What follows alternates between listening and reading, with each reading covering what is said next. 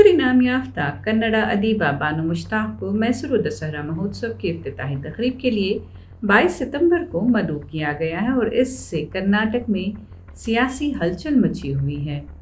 वज़ीर आला सिद्धरामैया की हुकूमत ने बानो मुश्ताक को उनकी अदबी खिदमात और बुकर इनाम याफ्ता होने के एतराफ़ में इस एजाज़ के लिए मुंतखब किया है। हासन में उनकी रिहाइशगाह पर रवायती खैर मकदम किया गया, जहां उन्हें बागीना, रवायती तोहफ़ा और मुक़द्दस धागा पेश किया गया।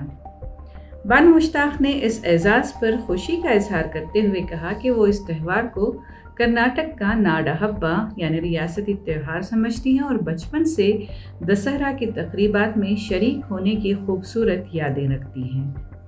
सरकारी ज़राए के मुताबिक दशहरा की तकरीबात का बाज़ाब्ता आगाज़ 23 सितंबर बरोज़ मंगल सुबह 9 बजे होगा और इसका शानदार इख्तिताम 2 अक्टूबर को विजयदशमी के मौके पर किया जाता है। ताहम बानो मुश्ताक के हाथों इफ्तिताह के फैसले पर कई बीजेपी रहनुमाओं ने एतराज़ किया है।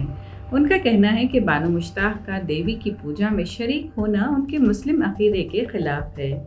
साबिक़ मैसूरू MP प्रताप सिम्हा, माजूल बीजेपी रुकन असम्बली बासनगौड़ा पाटिल यत्नाल और मरकज़ी वज़ीर शोभा करंदलाजे ने उनकी मौजूनियत पर सवाल उठाया है।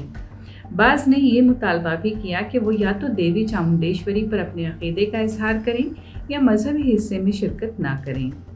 यत्नाल और दीगर ने कहा कि वो सकाफ़ती या अदबी प्रोग्रामों में ज़रूर शिरकत करें, लेकिन इफ्तिताही पूजा में नहीं। बीजेपी MP तेजस्वी सूर्या का कहना है कि इफ्तिताह करने वाले को देवी चामुंडेश्वरी पर ईमान का खुलकर ऐलान करना चाहिए। रियासती हुकूमत ने अपने फैसले का दिफा करते हुए कहा कि दशहरा एक सेक्युलर और कौमी त्यौहार है जो किसी एक मजहब तक महदूद नहीं है। वज़ीर दाखिला जी परमेश्वरा ने इसकी मिसाल देते हुए कहा कि 2017 में शायर KS निसार अहमद ने भी दशहरा का इफ्तिताह किया था। JDS रुकन असम्बली HD रेवन्ना ने भी बानो मुश्ताक की तायद की और जोर दिया कि इस मामले को सियासी रंग न दिया जाए और बरादरियों के दरमियान यकजहती कायम रखी जाए। बानो मुश्ताक ने तनाज़े पर ज़्यादा बात करने से गुरेज किया है और सिर्फ ये तस्दीक की है कि उन्होंने दावत कबूल कर ली है। ताहम उन्होंने इशारा दिया है कि वो बहुत जल्द एक प्रेस मीट बुलाकर तमाम उमूर पर वजाहत पेश करेंगी।